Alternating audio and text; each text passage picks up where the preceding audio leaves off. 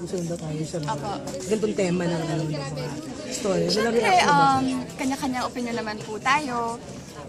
Sa amin lang po, sana mapanood po muna nila yung Two Wives bago po nila husgahan. Pero like what I said, normal na po yun eh, judge muna. Pero sana po, mapanood muna nila.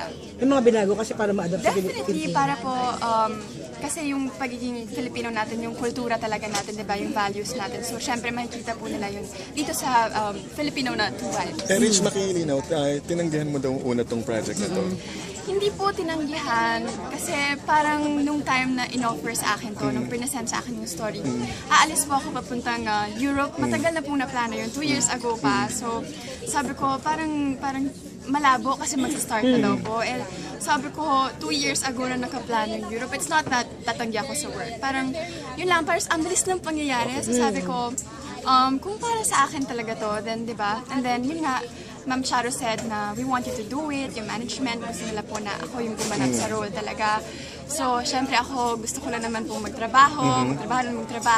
So, sino ba ako talaga para tumanggi? Tapos, tamang-tama, they told me na, sige, pagka uwi mo from your break, sisimulan na natin, hintayin ka namin. What was it like to play the role ng mistress and wife? It's very challenging kasi syempre iba rin yung paggagawa ka ng character na walang kahit konting katiting na katulad sa totoong ikaw. Pero with the guidance of our director, yung buong creative team, parang nabigyan linaw, nabigyan ng kung saan patungo yung story mo talaga. At dito sobrang nagustuhan ko dahil yung twist ng kwento, kung yung tunay na asawa magiging mistress, yung mistress sa tunay na asawa, kung paano po yun mangyayari, yun po sana yung dapat nila abangan at panoorin. At sana maumpisahan po nila kasi yun po yung talaga eh, para mas maintindihan po nila yung kwento. Rich, hindi ka nag-hesitate to play mother role?